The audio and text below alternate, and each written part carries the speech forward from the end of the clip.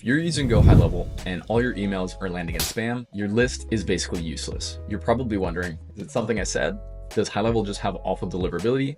And how do I fix this yesterday? Lucky for you, that's exactly what we're going to be covering in this video. So I'm going to break this down into two parts. First, I'm going to cover the technical setup. Next, I'm going to go over the non-technical side of things, which is just as, if not even more important than the technical setup. I'm going to be sharing a lot of really useful tips, tricks, and best practices when it comes to increasing your email deliverability. So be sure to stick with me till the end. It'll be worth it. I promise. So when it comes down to the technical setup, I'm going to break this down into 4 levels. Each level is going to have a slightly increased level of complexity when it comes to the setup process, but the higher down the levels we go, the more the deliverability is going to increase. Each of these levels is going to have a slightly different use case, but let's break this down. So level 1 is going to essentially be no setup at all. This is going to be, the pro of this is that it's quick and easy, but the downside is that you're going to have terrible deliverability. So I do not recommend this to anyone at all. Level 2 is going to be setting up an agency-wide sending domain. So this might make sense for you if you're a software reseller, if you are an agency. It's definitely going to improve your deliverability and it's not that hard to set up, but we could still do better. Level 3 is going to be setting up dedicated subdomains on your own domain for each sub account. This again makes sense if you're running your business as an agency and you want to set this up on behalf of your clients, but don't want to deal with the hassle of dealing with your clients' DNS records, which if they're not very tech savvy, maybe they won't have access to that information. And then level 4 is going to be the most optimal option that I would recommend for most cases. It's going to be creating a dedicated domain for each sub account.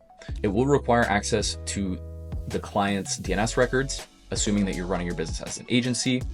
If you're using GoHighLevel for your own business, absolutely, level 4 is the one that makes sense for you. It's going to have the highest deliverability, and ultimately it's really not that hard to set up, which we're going to cover in just a minute here. So with all that being said, let's get into it. So starting with level 1, the way that we can check this out, assuming that we're in a sub account, we can just navigate into settings. We'll go into email services. And from here, you'll see that the default provider is going to be the lead connector email system. And it's going to say mg.msgsndr.net. So this is, if you see this, you know that you have the no setup. But this is definitely not ideal. We need to fix this. So moving on to level 2, we're going to have to switch into agency view. We're going to go into our settings. We're going to go into email services. And then by default, you'll see the default provider. So we want to make sure that lead connector email system is enabled as our default provider. And to set up level 2, which is the agency-wide sending domain, all we need to do is click on dedicated domain and IP. You saw that notification that just popped up. You could have just clicked on that as well, but we'll just click this. So there's 2 domains that we want to set up here. First is going to be the dedicated domain, and then we want to set up the notifications section domain. So we'll start with the dedicated domain. All we need to do is click add domain. So for here, we want to set this up on a subdomain of whatever your agency or your business's domain might be. So in this case, I'm going to make the subdomain email dot, and then whatever your domain is. So email.yourdomain.com. Okay, so we'll do email.scalingflow.com. Let's see if that one works. Okay, we'll just click continue. So the system automatically detected that I have my DNS records managed on Cloudflare. So if you're using platforms like Cloudflare or GoDaddy, GoHighLevel has native integrations with them, and the setup process is super quick and easy. It's automated. All you have to do is click authorize domain. Just make sure that you're already logged into wherever you manage your DNS records. In this case, I'm already logged into Cloudflare. So all it's going to do here is tell me which DNS records it wants to add. I'll just click authorize. So now it's added all of these records. But a really important piece here is that we want to make sure we add this last TXT record here for DMARC. This is super, super important. By default, GoHighLevel will tell you that this field is optional, but I am telling you that it is not optional. This field is required. So setting up DMARC, just for context, is essentially allowing the email service providers, you're letting them know it's an additional level of verification, letting them know that you are who you say you are. So it's not going to think that you're doing any sort of phishing or spoofing or trying to scam people or anything like that. So long story short, set it up. And this is how we do it. So all we're going to do is click on copy here. We're going to come into our DNS records. We're going to click add record, make it a TXT. We're going to paste this into the content, and then the name is just going to be this. So _DMARC.email. We'll click save. Okay, so it looks like the _DMARC email is right here. So this is our DMARC record. So what we'll want to do now that we have all of our DNS records here, we'll click verify domain. And this can, just as a side note here, this can take a little while for the DNS records to actually propagate. So if it doesn't work on the first try, just give it a minute and try again. This can take a few tries for it to actually go through. So we'll just be a little patient here. Okay, so we click verify, and now we're seeing that this dedicated domain, email.scalingflow.com, has been verified. You also want to make sure that you see this green SSL issued badge. It is possible that sometimes it'll take you to this page and not show you the SSL issued badge here. If that's the case, just click verify now again. You may need to just complete that step one more time, and then you'll see this SSL issued badge. So this is really important. Just make sure that you see this green SSL issued badge right here. The next thing we want to set up is the notification section. So we'll click add domain. And in this case, the process is going to be essentially exactly the same. But for those of you not using platforms like Cloudflare or GoDaddy, you may have to actually copy over these DNS records manually. I'll walk you through what that looks like. So in this case, for the notification domain, we're just going to type in notification.scalingflow.com. Okay, we'll click add and verify. Okay, so now it's going to give us the list of DNS records we need to apply. So let's start with the TXT record here. So we'll click add record, TXT.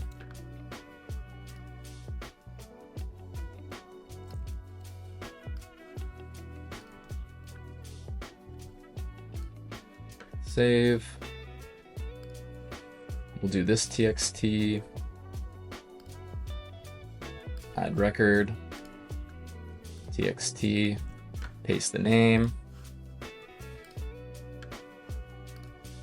copy the value, click save, go to the next one, CNAME, we'll copy the name,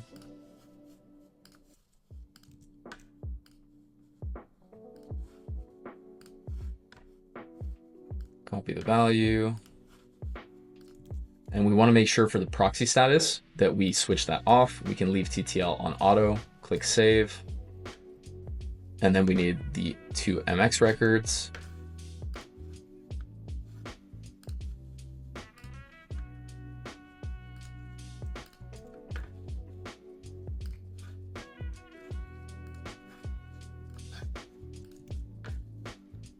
And then priority is going to be 10, save. We'll do the second one.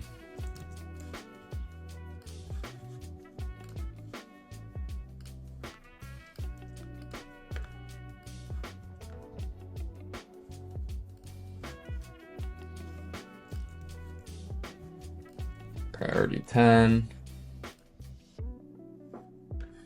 And then finally, our DMARC record.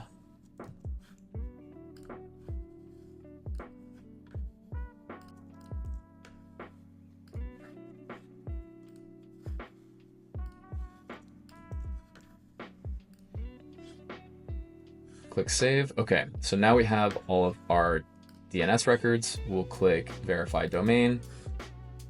Okay, here we go. So this was what I was talking about earlier with the SSL pending. So we want to make sure we click verify now until we get the SSL issued badge. So let's try verify domain again. So now we have our SSL issued for both. And then another important thing that you might want to do is once you have your dedicated sending domain set up, you can click on these 3 dots and then set the headers. So you can set default values for from name and from email address. So you want to make sure that when you are sending emails that you have recognizable from name and from email address. This is again going to be a little pro tip to improve your deliverability. If someone opts in, you want the messages that they're receiving from you to be from a recognizable name. And that is basically it. So that is level 2, a little bit more involved, but not that difficult. So moving on to level 3, what that's going to look like is actually setting up a subdomain on your own domain within your actual client's account. So what that's going to look like is you're going to navigate to that client's sub account, click on settings, go into email services, and then here it's going to prompt you to create the dedicated domain. So we can click on that, or you can click on dedicated domain and IP right here. Either case will work. So we'll create dedicated domain, and then the process is going to be essentially the same here. The way that you would set this up is the word that you use before your own domain, you could just set as the client's name or a word or a phrase that's relevant to that specific client. For example, you can make it, client1.yourdomain.com, client2.yourdomain.com, so on and so forth. So the benefit of doing it this way is that the client still gets to take advantage of having a dedicated domain setup, which is going to improve their deliverability, but you don't have to deal with the technical setup of needing to have access to their DNS records if they don't have that information or if they're not really technically savvy. I'm not going to go through it because we just went through that process, but it's going to be exactly the same setting up the domain that we just did in the last step. And then level 4 is going to be actually setting up a dedicated domain either for your business or for your client's business. So in this case, you are going to have access to either your DNS records as the business owner or your client's DNS records to help them either set it up on their behalf or show them how they can do it on their end. So if you're going to show them how to do it on their end, you could send them some sort of like an instructional video and just walk them through the process. Or another way that I've seen this done is either on an onboarding call where you can get that information from them, get their DNS records, make sure that they have those prepared before the call. And that way, for any sort of two-factor authentication, you can just handle that live and then set that up for them live on the call. An alternative way you could set this up is just getting the login details from your client for wherever they manage their DNS records, schedule a time when they'll be available to send you a verification code if there's any two-factor authentication involved. And then you could just also set it up for them on their behalf. Option 4 is going to be definitely the most optimal setup. It's going to have the highest degree of deliverability, and it's really not that difficult to set up. So it's definitely going to be my recommended option for most individuals. So with all that being said, that is basically it in terms of the technical setup. Now I want to talk a little bit about the non-technical side of things. When it comes to the non-technical side of things, like I said before, this is going to be just as important, if not even more important than the technical setup. The first part of this is going to come down to your sender reputation. So when it comes down to your sender reputation, this is essentially what the email deliverability overlords, the email service providers, they essentially will give you a score as an email sender as far as how healthy your sending habits are and how well your audience actually engages with the emails that you're sending. So when it comes to your sender reputation, there's going to be 6 key components that play into this. The first one is going to be your open rates. So how many people are actually opening the emails that you're sending.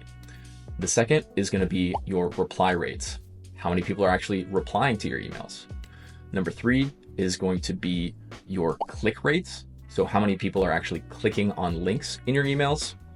The 4th is going to be your bounce rates. Of the emails that you're sending, how many of them are just bouncing? So this could be because you're sending to invalid email addresses, so on and so forth.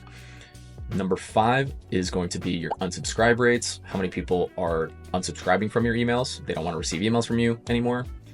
And number 6 is going to be your complaint rates. Complaint rates are if they tried unsubscribing and you're still emailing them, they may actually go and complain about you to the email service providers. To summarize this as simply as possible, we ideally want to optimize for the first 3 and do as minimal or few as possible of the last 3. So now that we've covered the components that comprise your sender reputation, I want to go over 5 tips and best practices that you can start implementing right away.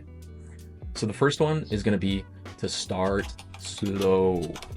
This is a super common mistake I see a lot of clients make, is that they just want to import their whole contact list into GoHighLevel and then just start blasting that whole list straight away without any sort of warm-up process, without any sort of validation process. And then all of a sudden, a lot of their emails start bouncing and then it really dings their sender reputation. So we want to start slow and warm up the sending domain. So GoHighLevel does have a built-in warm-up process. And as you'll see, the process spans about 2 weeks where we start, let's just say, for example, sending a maximum of 1,000 emails per day. And then once we hit that limit, we can bump up to 3,000 emails per day, and then 6,000, and then so on and so forth. So we want to start slow and gradually increase the volume of emails that we're sending on a daily basis. So the second tip here is going to be to keep your list clean. The first thing you should definitely do is run your whole list through email validation and have email validation clicked on in your business settings. So popping back over into GHL, what you're going to want to do is go into your business profile settings and click verify email address when first email is sent to a new contact. And then you also want to enable mark email as invalid due to hard bounce. So these are just a few more technical things that we can set up here. And then in terms of actually validating your whole contact database, what you can do is navigate to contacts. You can select all of your contacts, and then you should have email verification here. If you don't see this option enabled, you may need to go to your agency settings and then enable this for that specific sub account, the email verification option.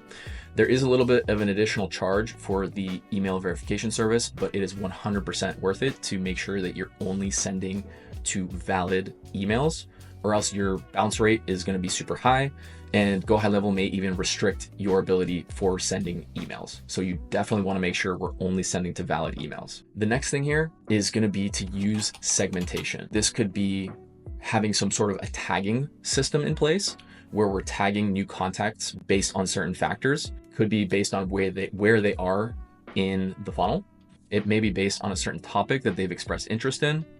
If you serve different audiences or different niches, maybe you're going to segment them based on that. So you may want to have a certain tagging system in place. This is a topic I'm planning on making a more in-depth video on in the future. So if you're interested in that kind of thing, just let me know in the comments, and be sure to subscribe to the channel.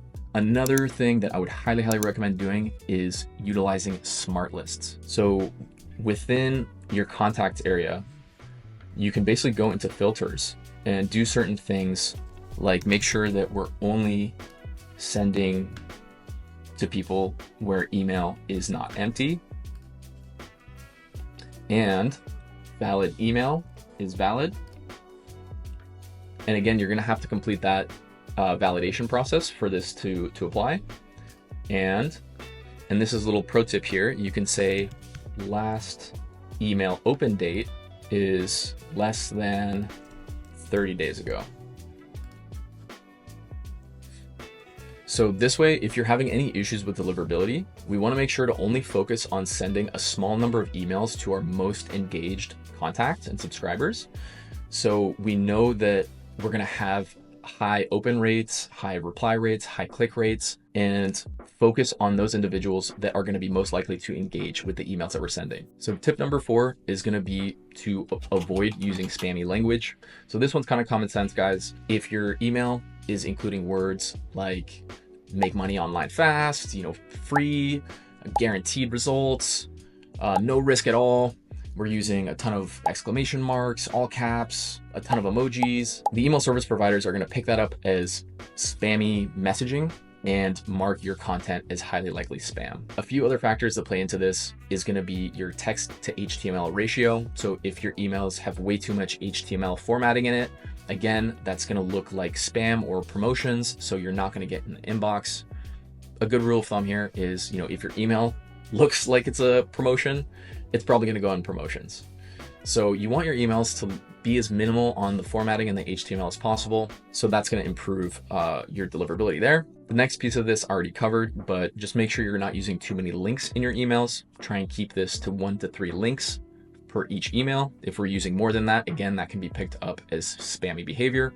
But overall, like I said, just use common sense, look at your email, and you can give it your own pass if you think it looks spammy or not. As long as you're kind of following these guidelines, you should be good on this point. The next tip here is to make sure that we are using a recognizable sender name.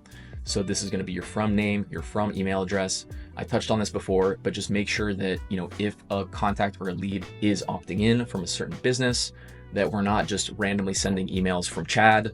They opted into the specific company for a specific purpose, and then all of a sudden Chad is emailing them. They're like, who is Chad? I don't know Chad. Why is he emailing me? I'm going to unsubscribe. Just make sure that the from name and the from email address that you're sending from makes sense. And the last tip here is to make sure you're actually sticking to a consistent sending schedule. Don't have erratic sending behavior. Don't send no emails for weeks on end and then all of a sudden you're sending tens of thousands, if not hundreds of thousands of emails out of nowhere. A sending schedule that I found to work well is when a new contact opts in, we can send them daily emails for their first, say, 5 days to maybe 2 weeks of being on your email list. From there, we maybe want to tone it back a little bit to maybe just 2 to 3 emails per week, and then tone it back even more to maybe once per week. And again, only sending those emails to individuals that are actually engaging with our emails, and those that are not engaging, we can just take them off the list. And if I haven't mentioned it already, we want to make sure we include an unsubscribe link in all of our emails. So we give people the option to unsubscribe if they no longer want to receive emails from you. You may think it's a negative thing in the fact that you're losing a subscriber, but in reality, it's a good thing, right? We only want to send emails to people that want to receive our emails, that want to actually engage with them, that are actually appreciating the value that we're providing. So if someone isn't interested in what we're talking about or the value that we're providing, then good riddance. You know, they can go kick rocks and do whatever they want to do, but don't be on my list if you don't want to receive my content. Simple as that. So that is pretty much it in terms of how to set up your email on GoHighLevel. If you follow this process, I promise you your email deliverability will improve significantly. If you have any questions or concerns, feel free to drop it in the comments and I will be sure to get back to you. And if you found this video to be valuable in any way, shape, or form, I would really appreciate it if you could drop a like on this video and be sure to subscribe to this channel for more GoHighLevel tutorials to help you scale your business. I have a lot of really exciting videos in the pipeline, so be sure to stay tuned for those, and I will see you in the next one.